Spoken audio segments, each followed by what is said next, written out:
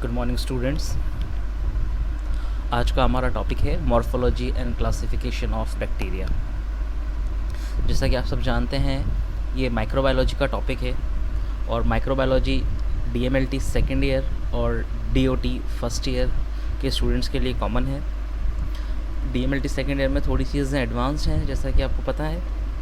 तो मैंने कोशिश की है कि आप दोनों कोर्सेज़ के लिए ये इक्विवेलेंट और कॉमन चीज़ें हम कवर करें।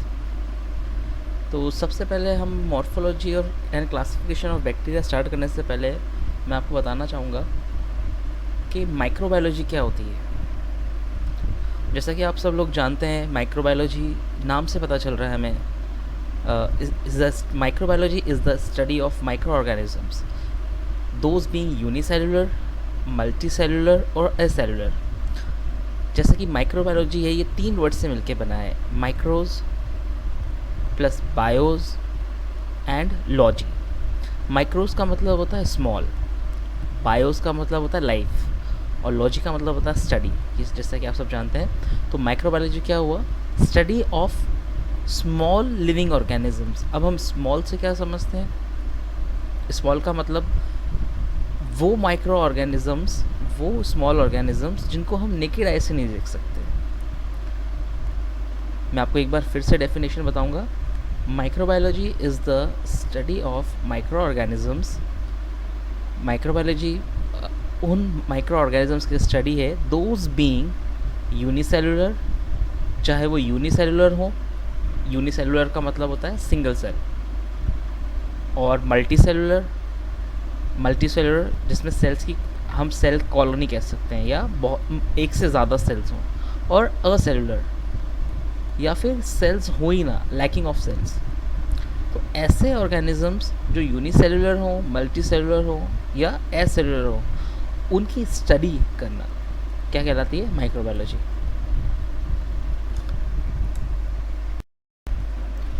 अब हम अगला जो टॉपिक है हमारा, उससे पहले मैं आपको स्टार्ट करने से पहले बताता हूँ, जो माइक्रोबायोलॉजी होती है उसके अंदर बहुत सारी ब्रांचेस होती हैं। जैसे कि हम जानते हैं, माइक्रो ऑर्गेनिजम्स बहुत सारे तरीके से हो सकते हैं, जैसे कि वायरस हो, बैक्टीरिया हो, फंगस हो या कोई पैरासाइट हो, तो ये सब माइक्रो ऑर्गेनिज्म कहलाएंगे। तो माइक्रोबायोलॉजी को हमने सब डिविजन्स के अंदर डिवाइड किया है, which includes virology, bacteriology, protistology, mycology, immunology and parasitology.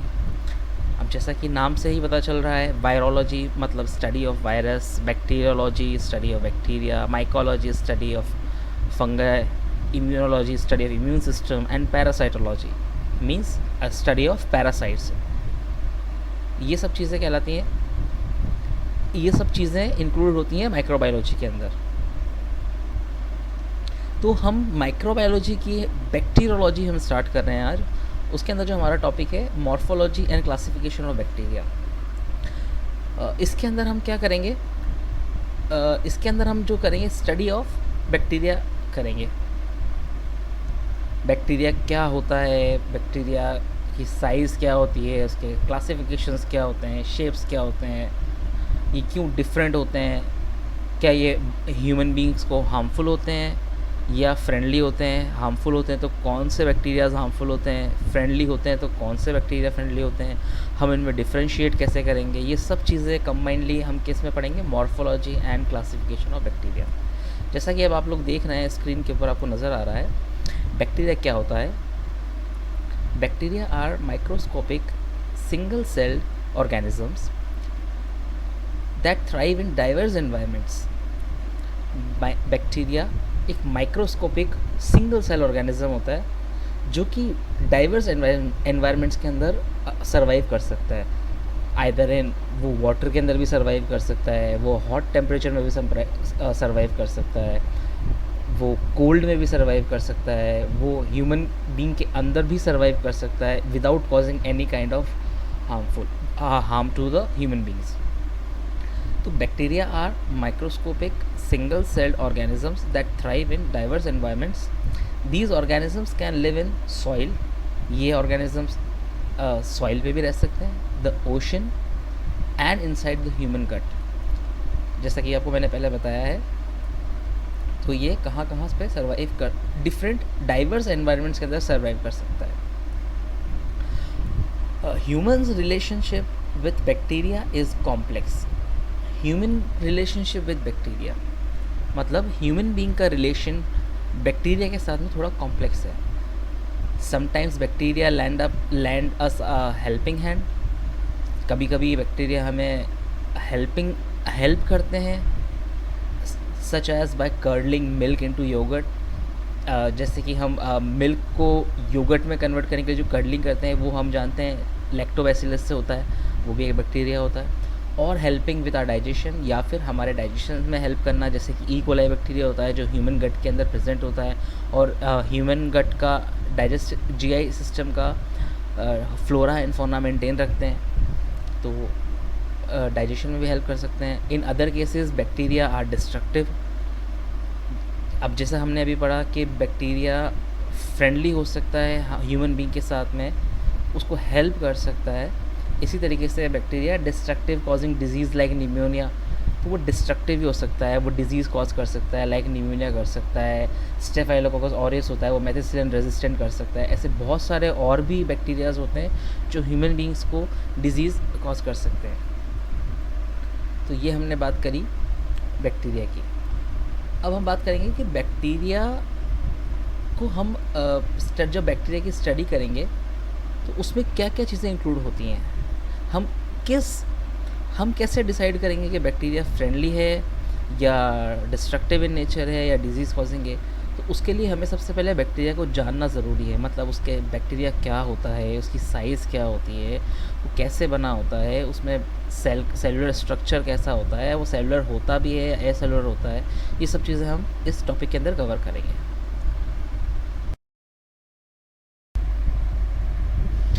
जैसा कि हम बात कर रहे थे बैक्टीरिया की, तो based on the difference in cellular organisation and biochemistry, the kingdom Protista has been divided into two groups, namely prokaryotes and eukaryotes. Cellular organization or biochemistry of cells of bacteria or any other organism belongs to kingdom Protista is been divided into two groups, prokaryotes और eukaryotes. तो हमने क्या करा, prokaryotes और eukaryotes के अंदर divide कर दिया किंगडम प्रोटिस्टा को, के जो अंदर जो ऑर्गेनिजम्स आते हैं उनको on the basis of cellular organisation, मतलब उनके सेल के अंदर चीज़ें कैसी हैं और उनके सेल की बायोकेमिस्ट्री क्या है, उसके बेसिस पे हमने माइक्रो ऑर्गेनिजम्स को या किंगडम प्रोटिस्टा को हमने दो टाइप में डिवाइड किया, prokaryotes and eukaryotes. Bacteria and blue green algae are prokaryotes. Bacteria और जो ब्लू ग्रीन एल्गी होती है वो प्रोकैरियोट्स में आती है, while fungi, other algae, slime moulds and protozoa are eukaryotes. ये यूकैरियोट्स होते हैं। अब यूकैरियोट्स और प्रोकैरियोट्स के अंदर क्या डिफरेंस होता है? बेसिक डिफरेंस ये होता है, जो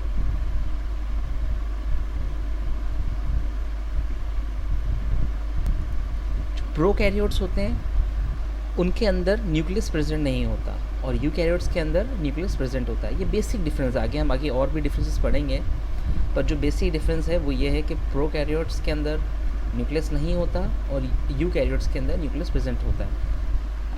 जैसा कि हमने पढ़ा, bacteria and blue green algae are prokaryotes, while fungi and other algaes like slime moulds and protozoa are eukaryotes.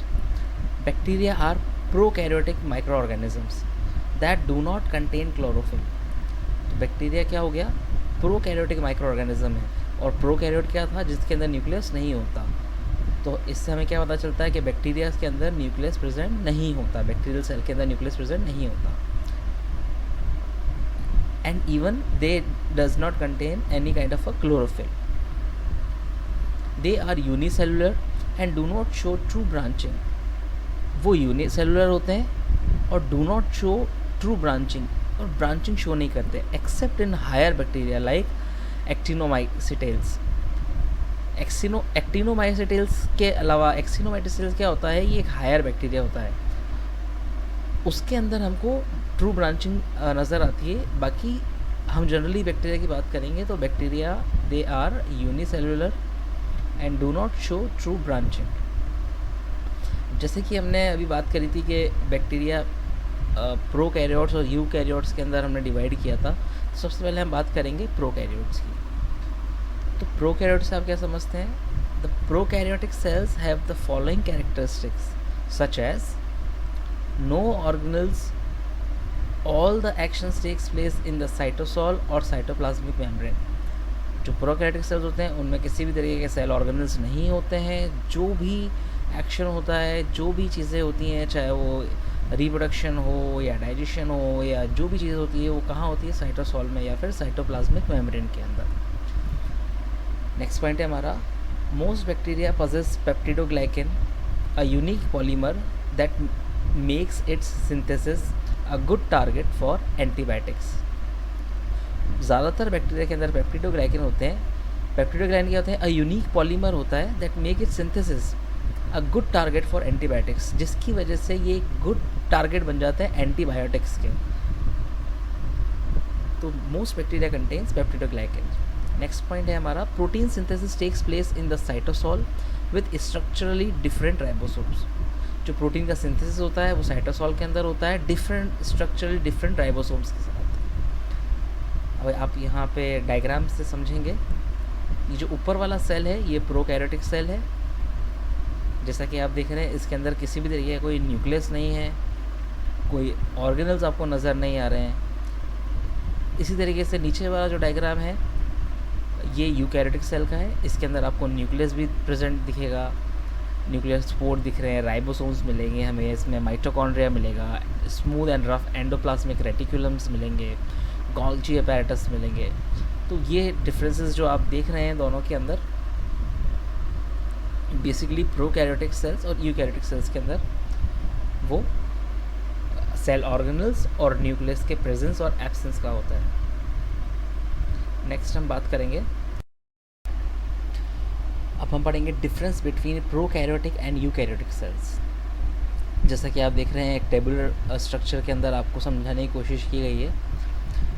एक साइड में पहले कॉलम के अंदर आपको कैरेक्टर्स दिखेंगे, सेकंड कॉलम के अंदर प्रोकैरियोट्स और यूकैरियोट्स थर्ड कॉलम के अंदर हम अब देखने को मिलेंगे। पहला कैरेक्टर की हम अगर बात करते हैं तो वो होता है न्यूक्लियस। जैसा कि आपको पता है कि प्रोकैरियोट्स के अंदर न्यूक्लियस एब्सेंट होता है और नो न्यूक्लियर एनवेलप। जब न्यूक्लियस ही नहीं होगा तो न्यूक्लियर एनवेलप तो हो ही नहीं सकता। इसी तरीके से हम यूकैरियोट्स की बात करेंगे तो न्यूक्लियस प्रेजेंट होता है with nuclear envelope and nucleolus. Eukaryotes के अंदर न्यूक्लियस जो होता है वो न्यूक्लियर एनवेलप एंड न्यूक्लियोलस के साथ प्रेजेंट होता है। नेक्स्ट हम बात करेंगे मेम्ब्रेन बाउंड ऑर्गेनल्स की, जो कि हमने पहले ही बताया आपको कि प्रोकैरियोट्स के अंदर और सेल्स ऑर्गेनल्स एब्सेंट होते हैं। यूकैरियोट्स के अंदर सेल ऑर्गेनल प्रेजेंट होते हैं, includes mitochondria, chloroplast in plants, lysosomes. तो ये यूकैरियोट्स के अंदर प्रेजेंट होते हैं। नेक्स्ट हम बात करेंगे क्रोमोसोम की, जो हमारा थर्ड कैरेक्टर है क्रोमोसोम। तो प्रोकैरियोट्स के अंदर आप देखेंगे तो सिंगल क्रोमोसोम हमको देखने को मिलेगा, वहीं यूकैरियोट्स के अंदर हमको मल्टीपल लीनियर क्रोमोसोम हमको देखने को मिलेगा। नेक्स्ट कैरेक्टर की बात करते हैं हम, cell wall. You bacteria have cell wall of peptidoglycan.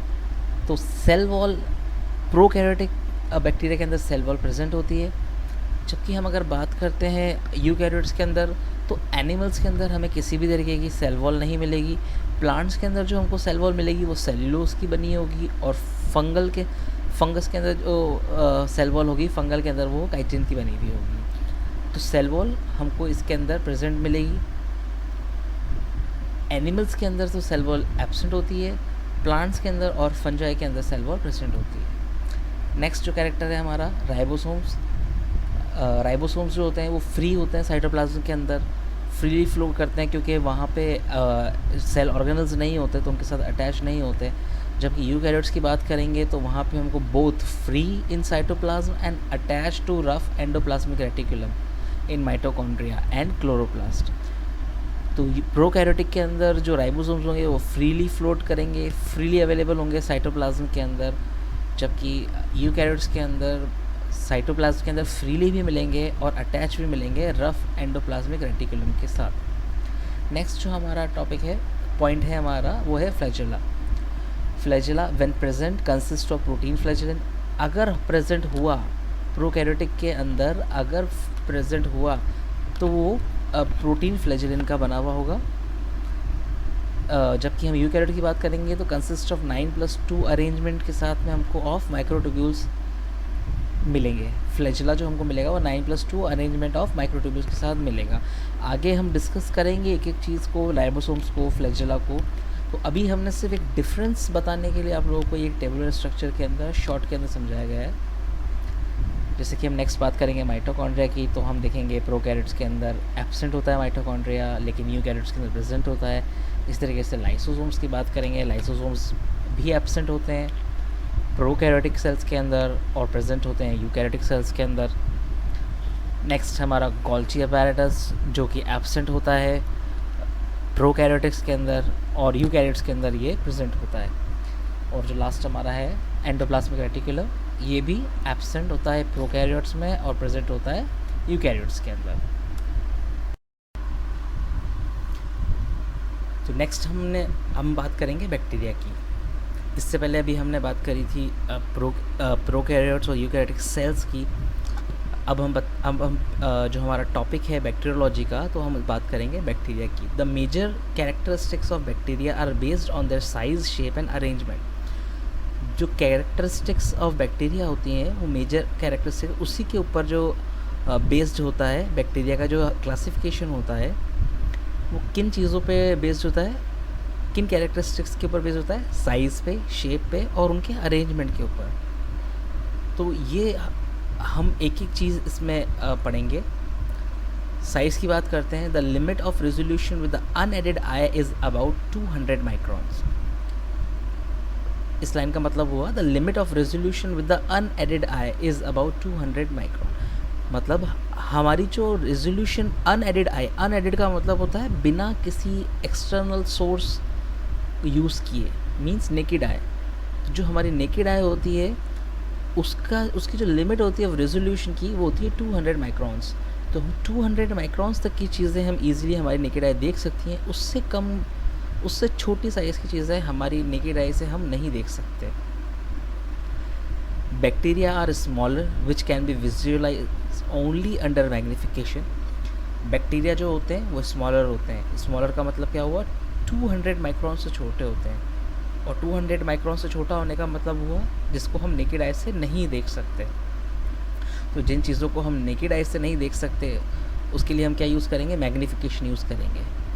और मैग्नीफिकेशन के लिए हम क्या यूज़ करते हैं? माइक्रोस्कोप यूज़ करते हैं। इसीलिए हम बैक्टीरिया को माइक्रोस्कोपिक ऑर्गेनिजम्स कहते हैं, क्योंकि ये हमें नेकेड आई से नहीं दिखता। बात करते हैं हम इसकी साइज़ की। Bacteria of medical importance generally measures 0.2 to 1.5 micrometer in diameter and about 3 to 5 micrometer in length। जो बैक्टीरिया की हम बात कर रहे हैं, मेडिकल इम्पोर्टेंस का जो बैक्टीरिया है, जो मेडिकली हमारे लिए इम्पोर्टेंस है, जनरली उनकी जो साइज़ होती है वो 0.2 से 1.5 माइक्रोमीटर होती है इन डायामीटर। 0.2 से 1.5 माइक्रोमीटर डायामीटर है और उसकी लेंथ कितनी होती है? 3 to 5 माइक्रोमीटर। नेक्स्ट हम बात करेंगे शेप ऑफ बैक्टीरिया की। जैसा कि आपको जानते हैं बैक्टीरिया साइज़ और शेप दोनों के अंदर वैरी करता है, ये एक जैसा नहीं होता। जैसे हमने अभी साइज़ के अंदर इसका वेरिएशन देखा था, इसी तरीके से हम इसके शेप की बात करेंगे। तो डिपेंडिंग ऑन देयर शेप के ऊपर डिपेंड करके bacteria are classified into several varieties. हमने बैक्टीरिया का जो नॉमेनक्लेचर करा है वो उनके शेप के ऊपर जो करा है, उसके अंदर हम बात करेंगे। जो पहला आता है उसको हम कहते हैं कोकाई, फ्रॉम कुकस मीनिंग बेरी। ये वर्ड कोकाई जो आया है वो कुकस से आया है, उसका मतलब होता है बेरी। आर स्फेरिकल और ओवल सेल्स, ये स्फेरिकल स्फेयर शेप के होते हैं या अंडाकार ओवल सेल्स के होते हैं। नेक्स्ट है हमारा बेसिलाई। ये बेसिलाई जो नाम आया फ्रॉम बेसिलस मीनिंग रॉड। जो बेसिलाई नाम इसका दिया गया वो किससे निकला? वर्ड बेस्कुलस से, और उसका मतलब होता है रॉड। तो जो बेसिलाई होंगे वो किस शेप के होंगे, रॉड शेप के, रॉड शेप के, रॉड मतलब छड़ी या डंडा, उसको रॉड कहते हैं। थर्ड हमारा जो शेप है वो है vibrios. Vibrio are comma shape curved rods and derive their name from their characteristics vibratory motility. इसका मतलब होता है जो विब्रियो होते हैं वो कॉमा शेप होते हैं, जैसा कि आप जानते हैं कॉमा कॉमा के शेप के होते हैं, या फिर हम कहें कॉमा कैसे बनेगा, एक रॉड को अगर हम कर्व कर दें तो वो एक कॉमा का शेप दिखेगा। अगर कोई छोटी सी हमने रॉड ली और उसको कर्व कर दें तो वो कॉमा शेप बन जाएगा, तो वो विब्रियोज कहलाएंगे। Vibrios are comma shape curve rods and derive their name from their characteristics vibratory motility.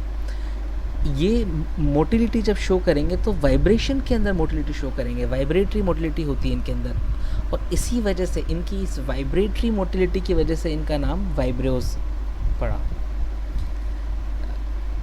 ये हुआ हमारा third type of shape of bacteria. Next हमारा स्पाइरेला और रिजिड स्पाइरल फॉर्म्स के होते हैं। स्पाइरेला जो होते हैं वो रिजिड स्पाइरल फॉर्म्स के होते हैं।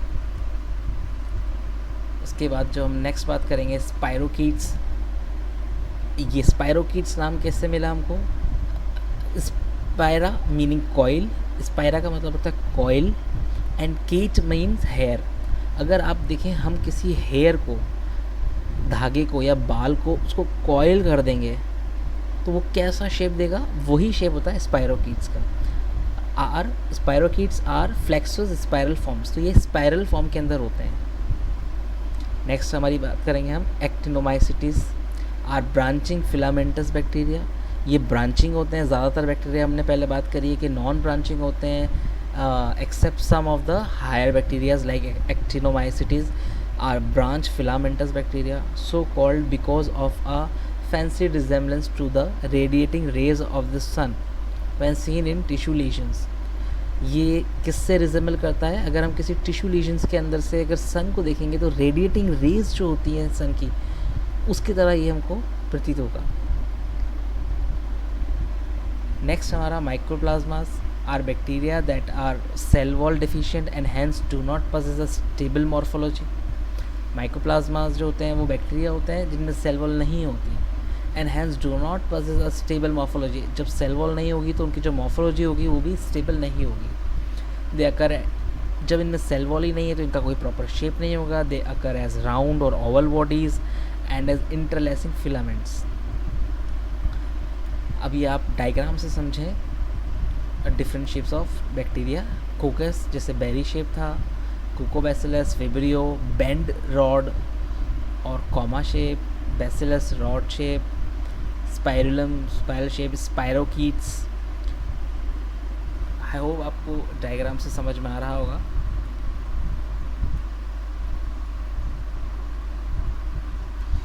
तो अभी हमने बात करी साइज़ की और शेप की, अब हम बात करेंगे सेलुलर अरेंजमेंट की। चूँकि हम जानते हैं कि बैक्टीरिया जो होता है वो सेल्स के अंदर सेलुलर स्ट्रक्चर होता है, तो हो सकता है उनका अरेंजमेंट अलग अलग हो।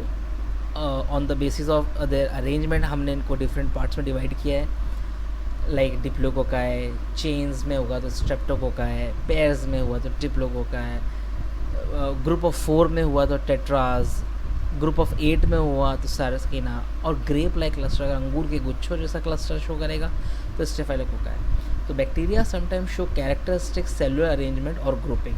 बैक्टीरिया ज़्यादातर कभी कभी हमको ग्रुपिंग या सेलुलर अरेंजमेंट दिखाते हैं डिफरेंट टाइप्स के, जैसा कि अभी आपको बताया according to the plane of cellular division. Cocci में भी अरेंज इन पेयर्स, जो कोकाई होते हैं वो पेयर्स में अरेंज होंगे। पेयर्स का मतलब हो गया 1 या 2, जिसको हम डिप्लोकोकाई कहेंगे, जैसा कि आप डायग्राम से देख सकते हैं। नेक्स्ट हम बात करेंगे चेन्स की। जो स्ट्रेप्टोकोकाई होते हैं वो चेन के अंदर हमको दिखेगा। ग्रुप ऑफ 4 4 के ग्रुप में दिखेगा, उसको हम टेट्रास कहेंगे। 8 के पेयर्स में दिखेगा हमको तो हम उसको सारसीना कहेंगे। या ग्रेप लाइक क्लस्टर, अंगूर के गुच्छे के जैसा शेप अगर हमको दिखेगा तो हम उन बैक्टीरिया को स्टेफाइलोकोकाई कहेंगे। अब आपने नोट किया होगा तो ये हैं सब कोकाई, इनका शेप कोकस ही है, लेकिन इनका अरेंजमेंट डिफरेंट है। On the basis of their arrangement, all the cocci are being named as diplococci, streptococci on the basis of their arrangement, tetrad, sarcina, staphylococci. So this is the classification on the basis of their arrangement of cocci. So students, I hope आपको समझ में आ रहा होगा। आज की class में हम सिर्फ यहाँ तक ही पढ़ेंगे। नेक्स्ट क्लास, क्योंकि ये बड़ा टॉपिक है और अगर हम इसको कंटिन्यू करेंगे तो वीडियो बहुत लंबा हो जाएगा और शायद आपको समझ में ना आए, इसलिए हम इसको डिफरेंट पार्ट्स के अंदर हमारी वीडियोस आएगी।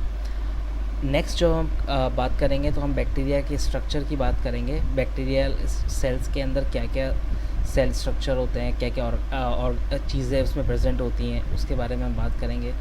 और आगे उसके अलावा आपको डिफरेंट पार्ट्स के अंदर वीडियोस मिलती जाएगी।